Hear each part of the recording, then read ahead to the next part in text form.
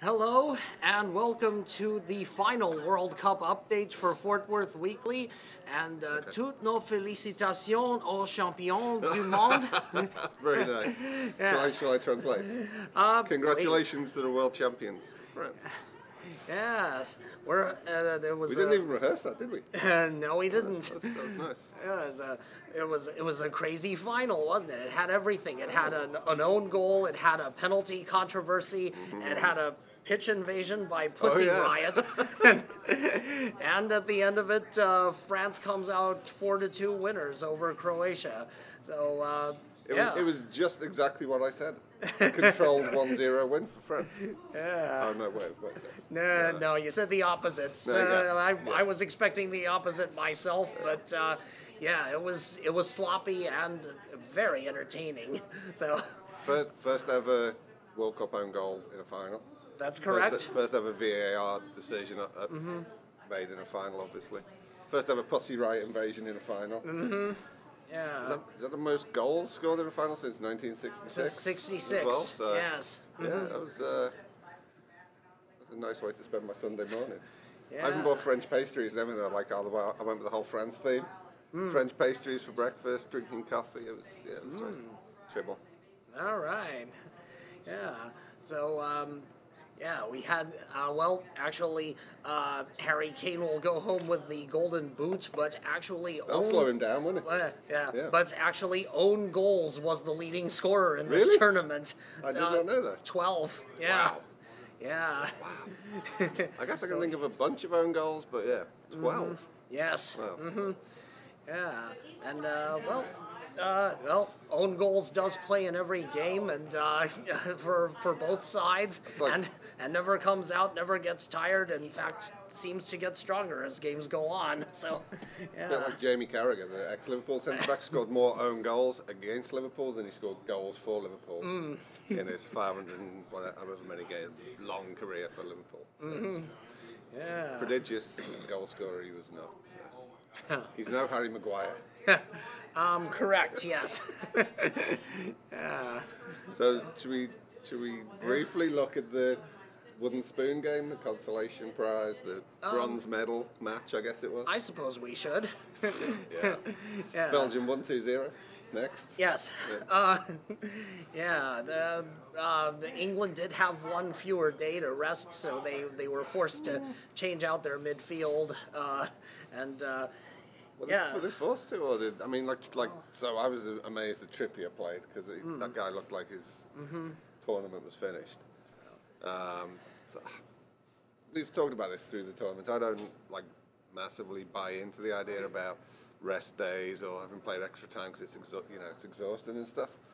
Because these guys are like top of the game, professional athletes. It's like if 2 rest days versus 3 rest days is a tipping point to play the bronze medal game, then I personally don't buy it, but I see where you're coming from. yeah. Well, it did seem like there was no shortage of motivation, at least from the players on the field. So I guess when you never win anything, the chance to get a bronze medal should be grasped at with both hands. something to take home, show the grandkids. Yeah. So, yeah. So, yeah. But I thought Belgium just controlled the game in the first half. England, showed willing in the second half, and Hazard did what he's been doing for probably since he was about 7 years old. It was just awesome. So, yeah. so Belgium scored after, was it 4 or 5 minutes? That's right. I paid quite a little attention. Very unprofessional of me, but didn't pay forensic attention to the game. But, So, it was okay. yeah. Yeah. It was like it was a consolation game. So Yeah. let's talk about the final because, Yes. like you've already said, that was awesome. Yeah. Take it away. All right. Why don't we get to the first goal? It was the own goal by Mandzukic against Croatia. Did Griezmann dive to win that foul? Oh, 100%. Did anyone of you spoken to anyone that didn't think he died? Stevie Wonder. No, I mean, yeah, he did what and unfortunately, large minority of players have been doing in this World Cup. and it's on the rise, isn't it? Buying free kicks. I guess it's up to the refs to kind of get wise, but like the ref in the final, the guy with the kind of interesting, I don't have much hair, but I'm going to make the most of it. Comb over Jones, yeah, yes. Comb over Jones.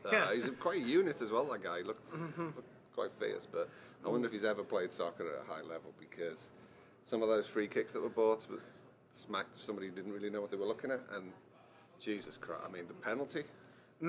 Yes. We'll come to that. We're still on the own goal, but I mean, anyway. Yeah, Griezmann dived. Mandzukic obviously has to make that play towards the ball, and it's just super unlucky that it skids off the top of his head and clean into the net. So, what did you think?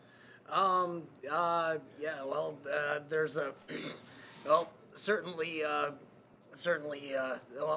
oddly enough, I've found overall in this tournament, I found the refereeing to be pretty lenient when it comes to fouls, and so much so that some you just want, in some games you just wondered why the referee was out there at all. But see, I like the refs to let play go when it can, because you start blowing everything from the start. Whistling for everything from the start, and then you start giving out yellow cards, and it turns out, players are getting sent off. I can't think of a red card that wasn't totally justified.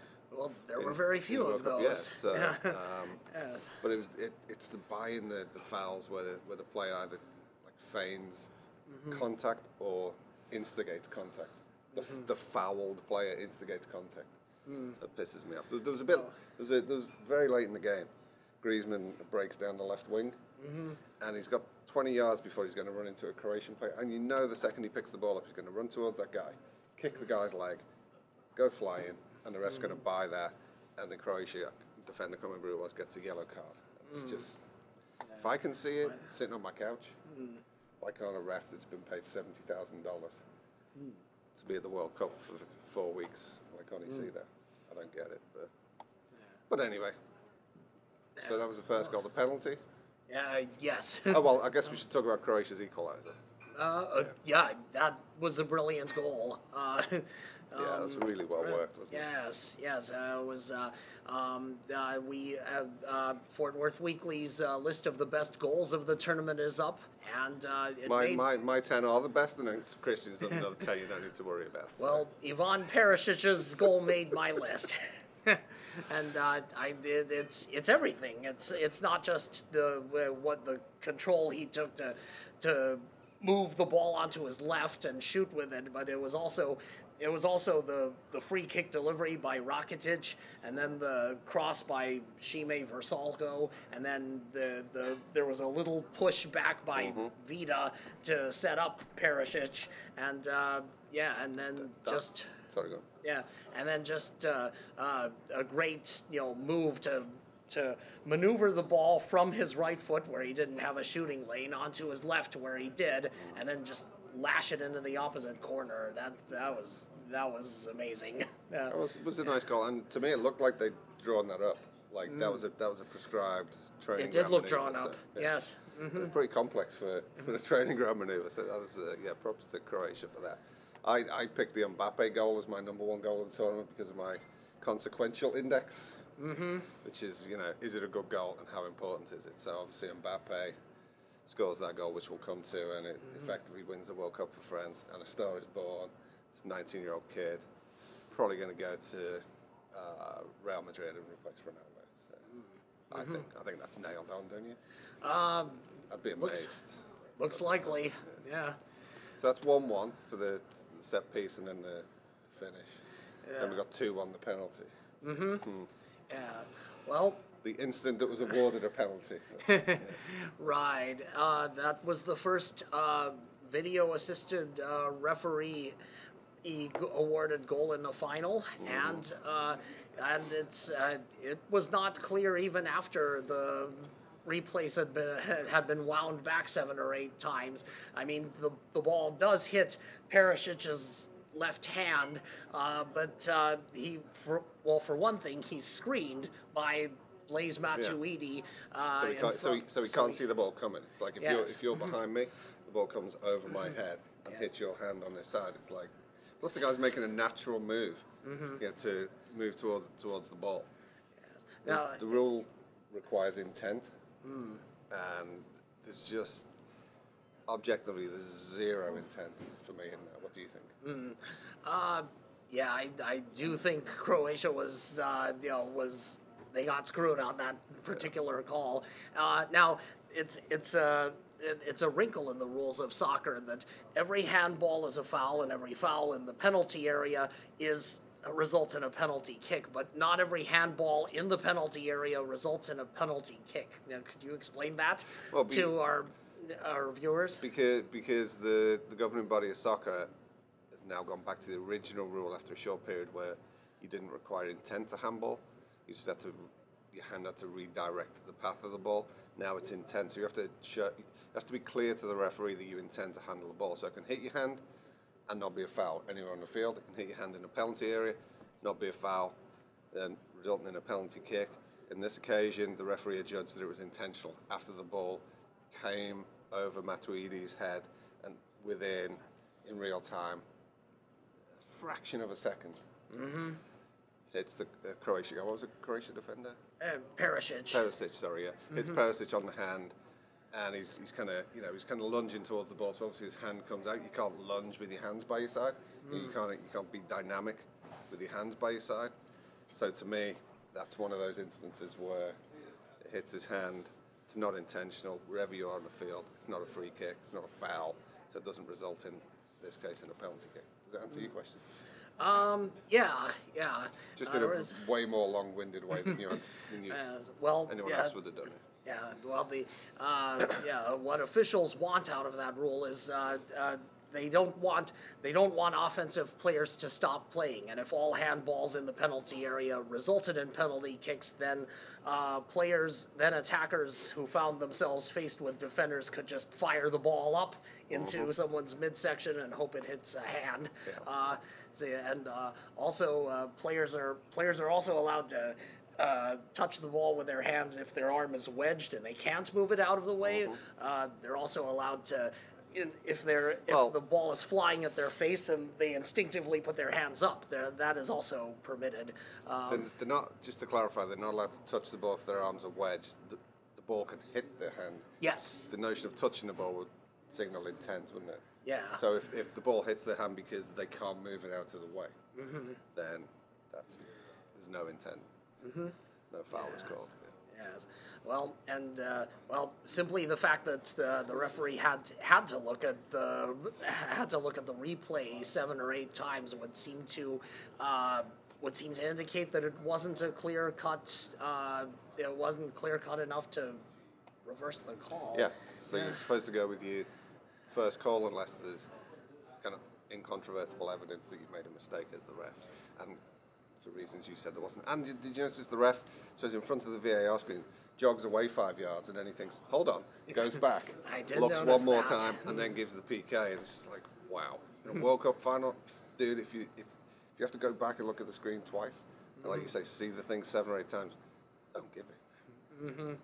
Yeah, but luckily it wasn't like the winning goal, but obviously every goal changes the course of the game. But it was 2-1 at the half, and then for me, Croatia kind of came out with a sense of urgency, which actually suited France.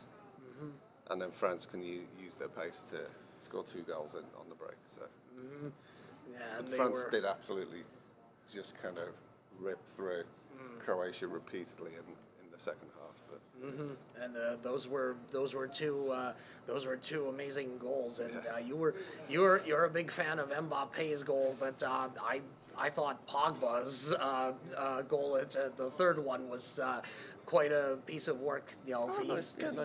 He started the move, and then it came back. The ball came back to him, and his first shot was blocked. Right back to him, and so he got a second try and converted with it. Yeah. So the way he responded to that rebound when the ball rebounded back to him, it's like he was back on it in a split second, while all the Croatia defenders were still on their heels from the original shot. So he showed great instincts there. Yes. But the Mbappe goal, for me, it's a really good goal, and it's the goal that wins the World Cup. So that's why I put that at the top of my top 10. So.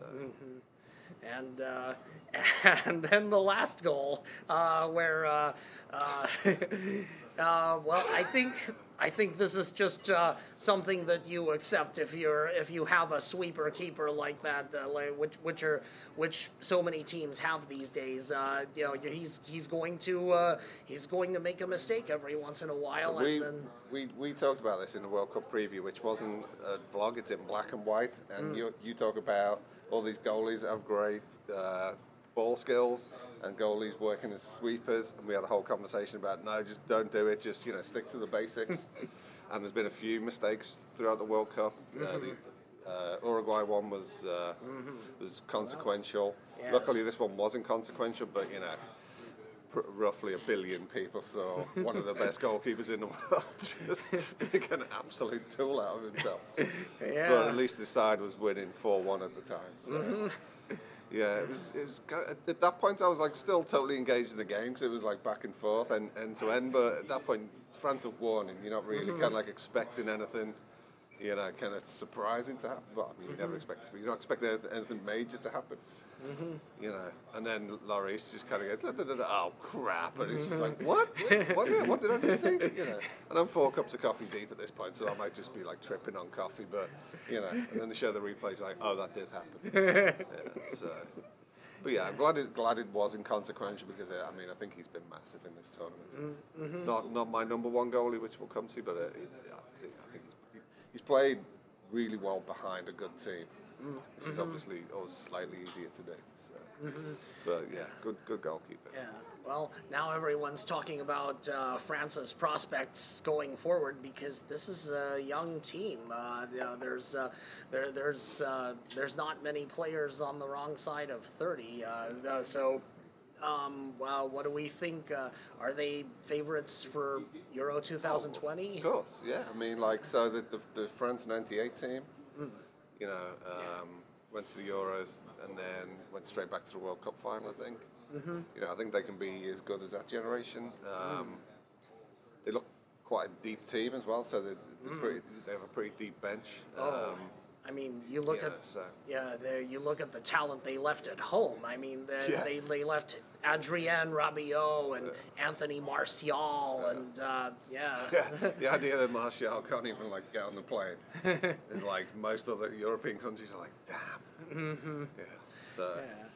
I mean, do you see any reason why they won't just improve unless they just kind of get swollen heads about winning the whole thing super early in their career? But well, the team that wins the World Cup always looks like it's never going to lose again. I mean, there was a lot of optimism about Germany 4 years ago, and then about Spain 4 years before that. But yeah, it's unless Belgium sneaks in, which is a distinct possibility, I think. France look set going forward. So. I think so, and we touched on this after the semi-finals, they've now won the tournament without their main striker scoring a goal. So if Giroud hits form, I mean, Jesus, they've scored 9 goals in three games in the knockout phase. I still can't help but think that France still. I still can't help but think that France won this with the handbrake on. And I have visions. I'm not gonna lie. I have visions of Didier Deschamps leaving while he's on top, and then Zinedine Zidane taking over. Good call. I like that. Yeah. I don't think the France squad would be mad at that, do you? No. Yeah. That would be fun. Yeah. Well, they scored 10 goals in three knockout games. The striker didn't score a goal. With a defensive-minded coach. They get the maestros to down in and start, playing with even more flair and élan, to use a little French word. Yeah. It's like look out Europe for the next 2 years for the Euros. But, yes. Yeah. All right. Well, let's get to our teams of the tournament. Come on, show me what you've got, because you've been looking at mine on the screen for the last 30 minutes. Yes. Yours is invisible to me, so right. So you go ahead. Yep. Okay, So, should we start? yeah. Should we start at the back? Goalkeepers? Yes. Okay, go ahead. I'm going with Thibaut Courtois over for Belgium. And like you said, a lot of goalkeepers embarrassed themselves at this tournament. This hasn't been a World Cup for them, but Courtois was always solid in that Belgian net, and with only the three defenders in front of him, he's been large. He's one of the best in the world. He can do the sweeper keeper things, but he didn't make any massive mistakes. So one of the best passes of the World Cup. Courtois' rollout to De Bruyne. With 20 seconds to go against Japan, yes. When they go all the way down the field to score the winner. It's like that. I mean, that was a legit pass. The guy, the vision to see all the way down the field, see how that could play out. He could have just held onto the ball and gone to extra time. But great goalie. Not as good as Memo Ochoa from Mexico, though. Guillermo Ochoa. So in picking my team, I tried to kind of do a fantasy soccer pick. So imagine them as an actual 11 playing together rather than necessarily picking like the best guy in each position. I think Ochoa is definitely one of the top 3, 4, 5 keepers in the tournament, but what I like about him is he very rarely makes a mistake, talks to his defenders a lot, and his defenders trust him. So as an ex-defender, I know that's just solid gold in a goalkeeper. So he's reliable. And he plays with a smile on his face. How can you not be charmed by Ochoa? He does. Did he make your handsome 11? He didn't, did he? I was appalled. No, he. Well, the goalie you picked was quite hot. Yeah. Anyway. But Ochoa did come up with that fantastic save against of Toni Kroos's free kick against Germany. So, yeah. So have you picked the 4-4-2? 4-3-3. Oh, okay. Yeah. That would match up in an interesting way against my. I've gone with a traditional 4-4-2. Yeah. Well, let's hear your defenders. Right. Well, I thought France and Uruguay had the best central pairings, so I have picked Samuel Umtiti for France and Diego Godin for Uruguay. I could have picked their partners. I could have gone with Rafael Varane and Jose Jimenez, but I picked these guys. They've both been absolutely solid on their team's back lines, and Godin makes Uruguay has been very difficult to beat in this tournament. We thought that would be true of other teams, but it was true of Uruguay. And Umtiti, in addition to being very solid defensively, he also scored the winner against Belgium in the semi. So, how about yours? Oh, so by people who've watched the vlogs through the World Cup will be astonished that I've picked an England player. So I've gone with 2 centre-backs, Harry Maguire and his centre-back partner and team captain Vincent Kompany for Belgium. Both absolutely massive units, super athletic, great defenders in a kind of like old school, kind of physical, great in the air kind of way, but can also play the ball out from the back and would be a threat on set pieces at the other end. And Maguire obviously has shown that. Kompany has shown it throughout his career. And Kompany's just a leader. I mean, he's a leader for Man City, albeit he's coming towards the end of his career.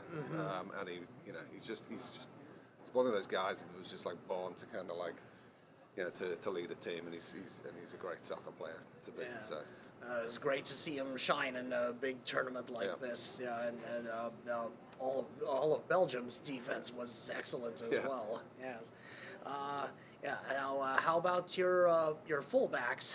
So I've gone with, I guess, a little bit of kind of like modern style fullbacking with Benjamin Pavard for France, and then some kind of nice old school fullbacking from Kolarov for Serbia. I was a left back before I got too old and slow, and now I just kind of sit in midfield and pass the ball around. He's like my kind of fullback. He's physical but fair, doesn't take any crap. Reads the game great, and is also good going forward. Crosses a great ball. So. He's great on set pieces. He scored a fantastic goal against Costa Rica. Yeah, takes a great free kick. Yeah. Who are your fullbacks? I didn't find any left backs who really shone during this tournament, so I selected 2 right backs. Controversial. Yes, here we are. I have Kieran Trippier for England on the right side, and then Šime Vrsaljko of Croatia. I moved him over to the left. Do you feel that he can play left fullback? He is excellent with his left as well as his right, and yeah, both of them got a lot of crosses into the box for their respective teams. Trippier scored the first goal against Croatia, and Vrsaljko then crossed for the equalizer in that same game. Yes, they both showed me a lot. So you've gone with a 3-man midfield, and I've gone with the traditional kind of flat 4. So who do you have? That's quite a fancy damn midfield. I'm wondering who's going to win a tackle in that midfield, if I'm honest. But go ahead. All right. So Paul Pogba is one of the 3 midfielders. He did an excellent job of linking defense and attack for France, and you know, he is in a bit of a nicer setup with in France than he is with Manchester United, because he has N'Golo Kante to do all the hard running. He almost made this midfield. And can I just say in that vein about Pogba being more set up more favourably for France than Man United? I read last night on the transfer rumour mill that Mourinho's trying to sell him to Barcelona. The guy's just won the World Cup. It's like, well, that's a very he's in your 11. Like, how many more accolades does he need? It's a very Jose Mourinho thing. Yes. And then alongside him, Luka Modric, who has done everything for this Croatia team. Tournament MVP as well. Yeah. And the Golden Ball, that's called, which I was thinking is a slightly weird title, but anyway. So you got Modric. So you got Pogba and Modric playing like this with Coutinho at the top of a kind of triangle. Yes. Sorry, I just spoiled He the can, next one. yeah, Philippe Coutinho of Brazil. This Brazil team was actually quite good. They ran into a team that was having a better day in Belgium in the quarterfinals, but Coutinho was the real engine of that Brazilian offense, and not Neymar. And he scored that excellent goal against Switzerland. Yeah. So. Which is in my top 10, just to keep plugging the top 10. Yes. So my flat 4 in midfield, I've tried to mix what I think a midfield needs as a unit: industry, hard work, pace, some skill, some flair, ability to pick a pass is going to unlock a defence. So in the middle, I couldn't split up Modric and Rakitic. All right. Great pairing. I think they match up great together and have all of those attributes I was talking about. And then we've got Chucky Lozano on the left. All right. So had a great tournament. And then obviously my new boyfriend Kylian Mbappe on the right. All the pace in the world. I'd love to know what his 40 yards time is and what he clocks for the 100, because that guy can move. So yeah, I think that's in this fantasy soccer scenario, I think that 4 would match up pretty well. With your 3 fancy Dans in midfield. Well, those 2 wingers are pretty terrifying. Yeah, so. I would not want to be the left back that has Mbappe screaming towards me, so, unless I was allowed to clothesline him, which would require a radical change of the rules. Yeah. Anyway, again, not advocating violence. Yes. Well. So you've got a front 3, and Yes. I've got a front 2. Yeah. So. Well. Yes, Mbappe makes my my forward list as well. So along with his fellow Frenchman Antoine Griezmann, I would imagine him and Coutinho switching places, from time to time. Coutinho playing a kind of fluid role in the front 4, like when he was in the Fab 4 at Liverpool with Salah, Sane, and Bobby Firmino. So I can see that working. And I have Romelu Lukaku in the middle. He was for Belgium he served the same role as Giroud did for France, Only but with only goals. he scored goals. Yes. Yeah. I've gone with the front two. That if you're just going to play like an old school 4-2-2, Yeah. 4-4-2. Sorry, I don't think you could see past Lukaku and Harry Kane playing up together. I didn't pick them because they scored the most goals in the tournament. I picked them because as a fantasy front two, with the four midfielders that I picked behind them, I think they're the perfect pairing. So. Different system to what you're playing. Be interesting to see how that shapes up. I guess Lukaku can play as a lone striker, striking partner, or in that kind of mobile kind of front 3/4. So. Do you have a coach? Oh yes. Yeah. I picked your favorite coach of the tournament. I'm going to scroll down and reveal for you. Roberto Martinez. Yep. Coach Martinez, because I mean Belgium is a high-ranked team. They don't have a lot of big tournament success. He's relatively new to the job. Martinez himself has never managed at a huge club before he came to an international team that had high expectations, and he set Belgium up with different looks throughout the tournament to beat the opponent that was in front of him. And I think they just lost to a slightly better team at this point in France, and I think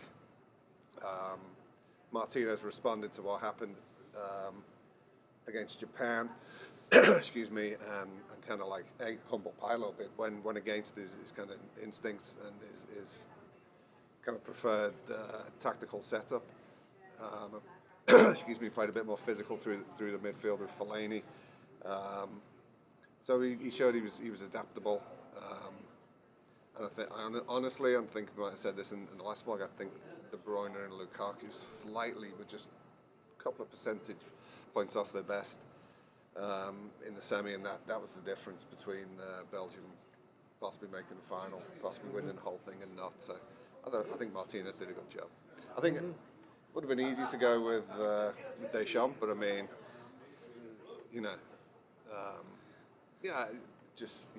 he's a proven coach who's done what you expected him to do. I think Martinez exceeded my expectations. So. My pick is the same as yours. Really? Yes. Wow. Because you've not had much love for Martinez before and during the tournament. One thing he did very well was make up for the fact that Belgium doesn't really have any real fullbacks at the moment, and he was able to compensate for that and devise a system that leaned on three great defenders in Kompany, Toby Alderweireld, and Jan Vertonghen, and it was well pronounced, by the way. That's three. Yeah, a real tongue twister there. Yeah, and he reacted very well to shifting circumstances and the opponents, and he pushed Kevin De Bruyne from out of central midfield and closer to goal, and that was a big part of the reason why Belgium got as far as they did, and the front line of Hazard, Lukaku, and De Bruyne. Imagine if one team had all three of those players at the same time. But actually, Chelsea did have all three of them at different points, and decided not to keep Lukaku and De Bruyne. And they're probably regretting that right now as they see another season without Champions League football. So they've sacked their coach that won the whole thing in his first season and just had a bit of a wobble in his second season. Yes. Anyway, this has been awesome. I have to say. I feel like we're gonna have to come back here every week to talk about soccer and film it and just watch it ourselves or something. I appreciate the opportunity to come here and just talk at you for 45 minutes a couple of times a week, so thank you. Yeah, it's been great. We do have the Women's World Cup coming up next year. That'll be held in France. In 4 years, the World Cup will be, it may be 48 teams. It will be in a petroleum state where the stadiums were built with slave labor. I was going to say half of whom have died. That's a slight exaggeration, but there's been a not It's Small number of work-related deaths. it's in the hundreds, isn't it? Yeah. So, Wow. and the World Cup in 2022 is going to be in November, December, so that's going to interrupt the regular European season. So Yes. if you're with us 4 years from now, we'll probably have slightly more clothes on. Yeah. We'll look even more handsome, I assume, in 4 years. You know, so. There's always hope. Yeah. And in 8 years, the tournament will be here. Yeah. And maybe very close by. That AT&T Stadium looks like a good venue for hosting World Cup games. I've read the preliminary schedule for like how the games are going to be split between Canada, US, and Mexico. So US is going to get the lion's share, but AT&T is being slated for one of the semi-finals. Mm-hmm. I will be tuning in very early for tickets for that. So maybe I could apply now. Let's get my name on a list. But that'd be awesome. Yeah. All right. Well, we hope you've enjoyed our World Cup update. Of course I've enjoyed it. We've been amazing. Yeah. Well, you have. I've just kind of talked shit for 4 weeks. But sorry, go on. Close it out. All right. Well, thank you for tuning in to us, and we'll do this again sometime. Thanks. All right.